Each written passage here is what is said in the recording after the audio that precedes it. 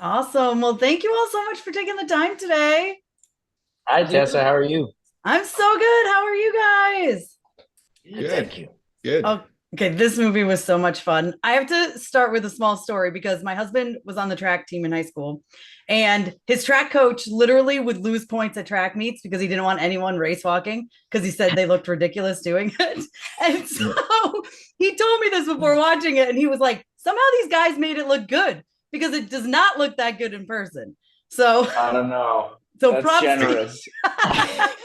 I got to tell you, when we were doing, we were like, Robbie and I had to learn how to do it for the movie. And so I was doing some race walking training before the movie, and I would get out in like early in the morning and race walk. And I was up at a cottage, and somebody like some young woman drove by me in a pickup truck and heckled me, and then just drove off. And I was like, well, I mean, there's nothing I can do about this now. This is what it is. Can't be like, it's for a movie. I'm fully in. Yeah, It it's was on like for one of a those like movie. yeah. It's on one of those like concession roads, and it was like only me and like 9 miles, and it was like, I think she's talking to me. There was no one else around. There was no No, way she nobody. met anybody else. Nobody. It's like 6 a.m. It's like 6 a.m. and she was just killing me for race walking. Well, like about that, like where did this idea come from? Well, we wanted to do a sports movie. And Phil, Evan Landry, who's a co-writer with us, one of our best friends, he's also a producer on the movie. We were trying to figure out what we wanted to do next, and basically Evan showed us a clip of race walking, and he was like, "Let's come on, like come on," and we were like, "All right, yeah, okay." And so we just sort of started there and just built out a story that we thought would be fun and endearing and accessible for people, and characters that we thought were interesting, and we just kind of took it from there, really. Yeah, Robbie, for you coming in, like what was it? You immediately like, yes, I can't wait to race walk. This is the movie I've been waiting for. Um, it was less the race walking and more I had seen Kevin and Phil's work, and I had read the script, and I was like, damn, this is like my kind of movie I grew up on. It feels like the Happy Gilmores or the Cool Runnings, and it's really funny, but it's super heartfelt. And their big thing was like, we don't want to punch down. We want to, show race walking in like a pretty fun, interesting, cool light. And you don't have to make fun of it because it's so silly to look at anyway. It does it for you. And we worked with Evan Dunphy, who is an Olympic bronze medalist in race walking, and he is super humble, super cool. He brought his bronze medal over so that people could check it out. Like he was the nicest guy, and he's like, we all know how silly it looks like, but that's fine. This is what we do. He's unapologetic about it, which I love. And he said in his off season, he'll be like brought out to teach like young hockey teams. Like they'll bring them out for a day of race walking just to like change it up the training. And they all make fun of it, but they do it in a fun way because he doesn't take it too seriously, even though it's his thing. And it was just a pretty wild experience from day one, and I loved it. I love that. Well, for you guys, the two of you, Phil and Kevin, you guys wrote, star, and direct. Like, what is that like? How do you keep track of what the heck you're doing on a daily basis? Coffee, Yeah. coffee, coffee, coffee. The, the, Um, short, the short answer is you don't. You have a extremely dedicated and talented team around you that's helping you keep track of everything. yeah. The top down, like from the producers to our DP Matt Barkley and our assistant director Connor Johnson, like everybody, we really established kind of a level of trust, especially on the days where Kevin and I are both on camera together in a lot of scenes. Like you really have to lean on the trust that you have in your team to have everybody on the same page and that kind of stuff. So, we've done this before. Kevin and I have co-directed and been in things together before. So we kind of have our own system and our own shorthand. But obviously leaning on those around you and, learning and getting better and better each time you do it is kind of how we how we get through. Because you guys are like the main people too. It's not even like you're like kind of in some scenes. You're like So always in the movie. we Yeah, didn't I feel really like- realize until we were getting there, and it was like, hey, dude, we're in like every single scene of this movie. yeah. Like making adjustments. Whose idea was this? Like what? Like what? Yeah. When it's I think something. Oh, go ahead. I was just gonna say where that was most challenging, honestly, was for some of the race walking scenes because the way we wanted to shoot it was very dynamic, and there were times when in your head you're like, this is fine, this is a scene of Kevin and Robbie race walking, so I'll be behind monitor, but then it's like, oh wait, like I got to be on the sideline, like we're showing all that, so you're like, okay, but like I said, you just lean on your team. Now these portable monitors that camera team would bring out to us, and they sort of wrapped around our neck, and we'd kind of watch the monitor like right before we either watch playback or we'd look at the framing, and then we just like take it off and then shoot. I was gonna say, you're in costume Back on. already. You just go. Yeah. Yeah, it was wild. Yeah. Robbie, for you, what was it like watching that and like seeing them work? It's got to be impressive. It is. They, I had seen their short series, and I knew that they were talented, and they could nail the comedy. And a big part of the movie is their chemistry, and you have to root for them. And I knew they had that. If nothing else, I knew they would nail that. But they brought a lot of their crew over that they worked with on their web series, so I knew that everybody was there. They knew what they were doing. They had done it before. We have very talented friends and family, and when you put together a project like that where everybody gives a shit and everybody's excited to be at work every day, and everybody read the script and loved it, and is passionate about what they're doing, that's the best way to make something good. And I think that it shows in the work, and it shows in the finished product. Oh yeah, absolutely. I loved this movie. I was like, man, I can't wait to watch this again. I'm going to the premiere and I'm so excited next week. Oh, so I can't wait. Nice. I'm like, I can't wait to see this on the big screen with people because I had such a blast with it. Did you watch it alone? I watched it with my husband because he was like very invested. Right. That's why he said, he's like, they make it look good. Like it's a great group watch. he was like, wait, what's the movie called? I was like, Racewalkers. See what this movie is. He's like about race walking. I was like, yes, it's exactly. Yeah, turn it on. He's like, let's go. Let's watch it right now. Fire it up. Yeah, exactly. Well, Kevin and Phil, when you guys are so close to something like this, are you open to like improv on set because you have written it and you're directing it? So how does that work? Bill? Oh yeah, okay. I was waiting. I don't know how it worked is the answer. I No, I mean, look, like you have to be open to, we wrote it, but we're also, very collaborative, I think. And we know that in order for a movie like this to be good, depth of character is a huge thing. Even when it comes to comedy, like everything's funnier if you really buy these people and these characters.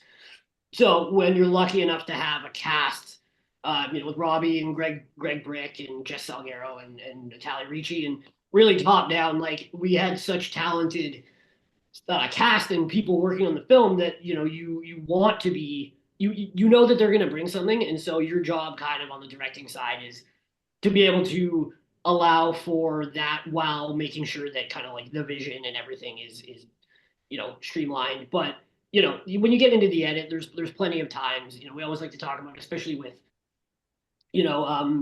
Greg's character and Robbie's character. There's stuff that you put on paper, but these are tricky roles, and so there's a lot of ways you could go with what's scripted and what gets shot. So we get into the edit and we're looking at stuff. We're like, yep, no, they were right about that. That was 10 times better than what we wrote, and you have to be open to that for sure. I want that calendar. I think that would be a good marketing for this movie, is to really put out the calendar, because that seems hilarious. I mean, obviously tastefully, but I'm just saying that's a good like press drop. I feel like it could provide. Hey, we got some stills on that phone. I'm just saying. Did you really? Oh yeah. Oh yeah. Well, the other thing that was problematic is it was cold. It was quite cold, and I had very little clothing on, and you wear these like modesty things to cover yourself, and mine just kept falling off. Like it was like, oh man. And we're like it was what it was, you know what I mean? I like we're making movies here. What are we doing?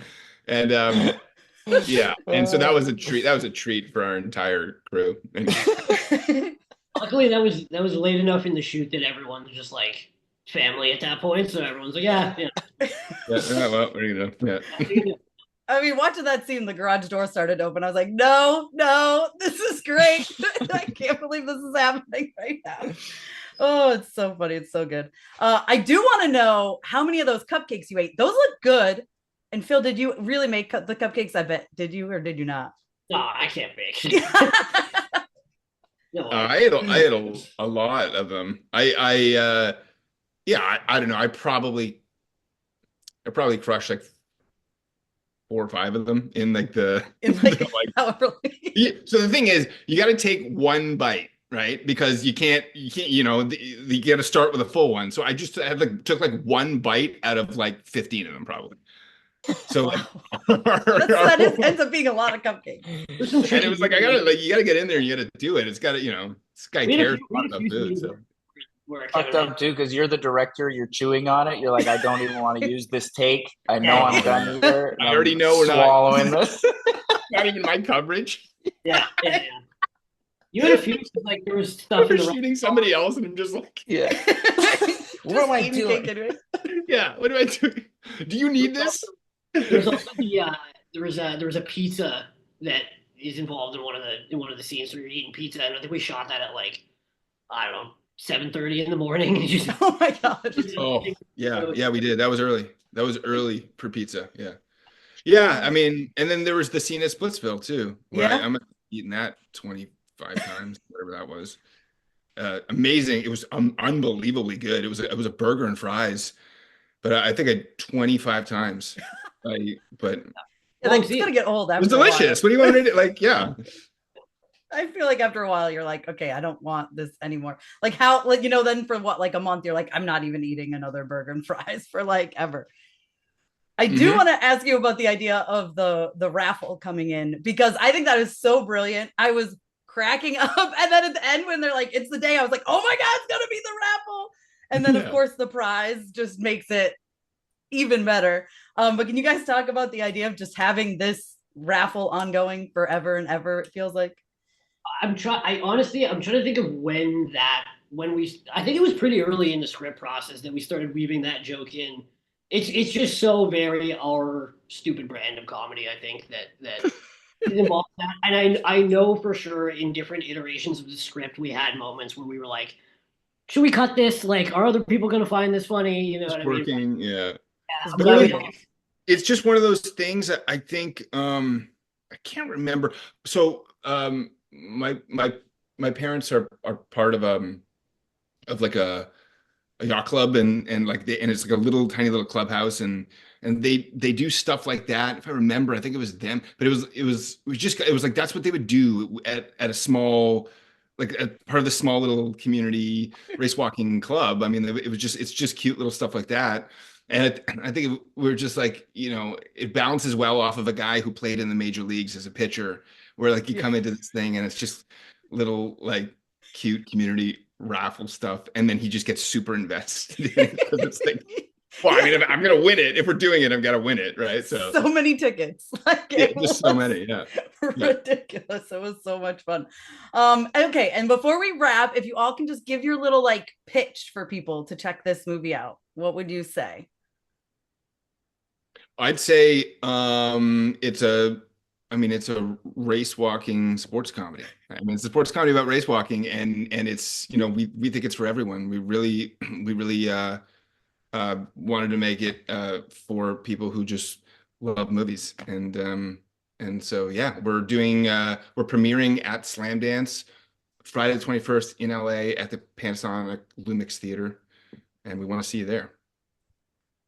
Anyone else? I mean, look, in a world full of millions of movies on every streaming platform, you haven't seen a race walking comedy. It's one of one. And it delivers. It's true, it does. Phil, you have anything to add? I mean, I don't know what else needs adding. It's it'll make you laugh a bit. Hopefully, it'll make you feel some things. And I think given sort of just everything going on in the world, it's a fun way to spend a couple hours. And there's Amazing. 4-inch shorts too. 4-inch shorts. That's true. Yeah, who doesn't love that? Yeah. And I can't wait to find out who died.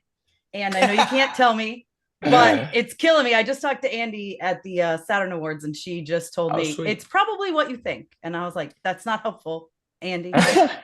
Yeah, what will be interesting is it's only 4 episodes, sadly, but they're 4 great episodes, and it means the final season moves very quick. And the finale, the series finale is written as a series finale. Greg wrote it. It's beautiful. The interesting thing will be how they cut a trailer together without giving stuff away, because every episode has something like huge in it, and it all happens. It's essentially a 2-hour movie cut into 4 episodes, but it's I'm very proud of it. I'm very happy that we got to end it in a real way, because most shows don't. You kind of get canceled in between seasons. So the fact that Amazon was kind enough to say, all right, this is it, but you guys go finish it, that was pretty cool. And I hope people love it. I think it gives a nice closure on the show. I think it ends it in a beautiful way. And who knows when it'll come out. Amazon is they'll get you something. They'll deliver anything you want tomorrow morning, but not upload. I know. That'll take a while. But not my television show. What are they doing? It's killing me. Oh, well, I can't wait. And I can't wait to see Racewalkers again next week. I'm so excited to go. So awesome. We'll see you there, Tessa. Thank you. Yes, thanks, guys. Thank you.